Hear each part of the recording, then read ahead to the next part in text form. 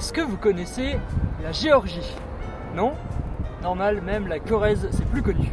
Et personne connaît la Corrèze. Bref, la Géorgie, qu'est-ce que c'est? C'est un tout petit pays constitué principalement de montagnes, on va pas se mentir, et qui est situé entre la Turquie et la Russie. Et cet endroit, je pourrais en parler en long, en large, en travers, puisque actuellement je vis ici. Je suis en Erasmus en Géorgie et j'y reste de septembre à janvier. C'est pour ça aussi que je suis si inactif sur ma chaîne. Bref, c'est pas la question. D'ailleurs, si mes folles aventures en Erasmus vous intéressent, je vous conseille de me suivre sur Instagram, c'est là que je poste tout ce qui se passe. Ah, j'ai le soleil dans la gueule. Du coup, je suis désolé si la qualité du son et de la vidéo sont pas terribles. Je fais comme je peux, parce que j'ai pas forcément le matériel ici. Mais je pense que ce sera bien quand même. Et pourquoi je vous parle de la Géorgie aujourd'hui? C'est parce que c'est le lieu de naissance de Staline. Et si aujourd'hui je vous parle de ce merveilleux pays, c'est qu'un objet d'ici a attiré mon attention, le Pandouri. Wait.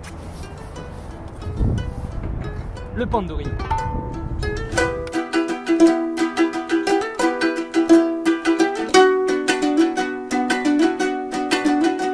Le but aujourd'hui va pas forcément être de vous parler de l'histoire de l'objet en détail, mais plutôt de vous présenter un objet.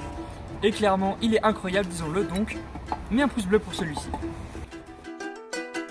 Le pandouri ou fandouri est donc un instrument de musique géorgien oscillant entre la mandoline et la guitare avec sa forme ovale. C'est donc un instrument à cordes. Il est vraiment très populaire dans ce pays, donc la majorité des gens en jouent ou au moins connaissent cet instrument. Autrefois, beaucoup de familles géorgiennes en possédaient, car clairement, disons-le, ça réchauffe les cœurs. Et cet objet était mis bien en évidence sur les murs pour que tout le monde le voie, car c'était un objet vraiment très précieux pour les familles géorgiennes. Et un fait très intéressant que j'ai lu, il est interdit de le montrer lors des décès ou enterrements. Je suppose que c'est parce que c'est un objet qui procure la joie et le bonheur, et donc dans ce cas-là, c'est un peu hors contexte. Donc dans ce cas-là, il l'éloigne d'eux un petit moment. Bref, c'est vraiment un objet rempli de traditions, culturellement très riche, et les joueurs de pandouri étaient autrefois très respectés. Cet instrument existe en deux versions. La première version, c'est comme la mienne, qui a 7 frettes. Donc cette version est utilisée surtout pour accompagner les musiques folkloriques. Et je dis bien accompagner parce que cet instrument n'est pas suffisant en lui-même, il faut une voix par-dessus. Voilà. Coucou le chat. Oui, oh oui, le chat. L'autre type de pandouri a 12 frettes et il est largement utilisé de nos jours lors de scènes et de danses et de spectacles tout simplement, avec un style se rapprochant majoritairement de la guitare. Donc avec 12 frettes, je pense qu'il y a plus de mélodies possibles que celui avec 7 frettes, mais néanmoins c'est tout de même moins qu'une guitare. Et avec 12 frettes, c'est plus vraiment un accompagnement, là on peut vraiment faire des solos avec.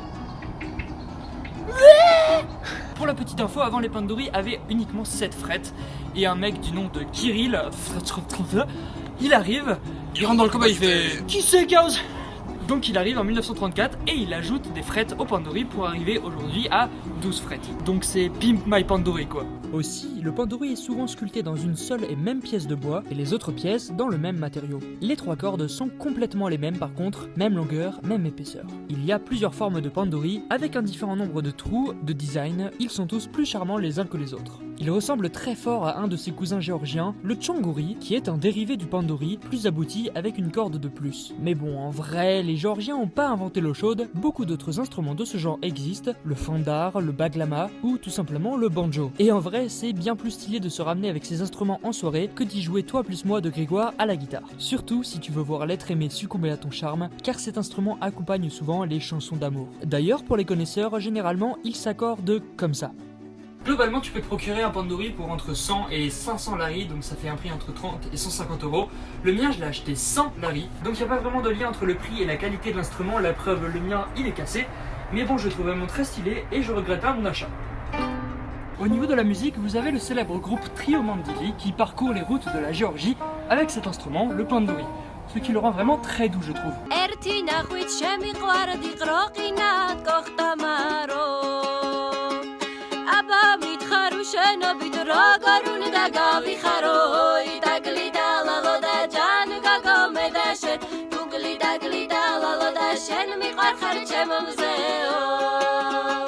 D'ailleurs, j'étais assez surpris d'apprendre de la bouche de Géorgiens que ils aimaient pas trop ce groupe. Moi, je comprends pas trop pourquoi, parce que je le trouve exceptionnel. Et sinon, vous avez ce mec là.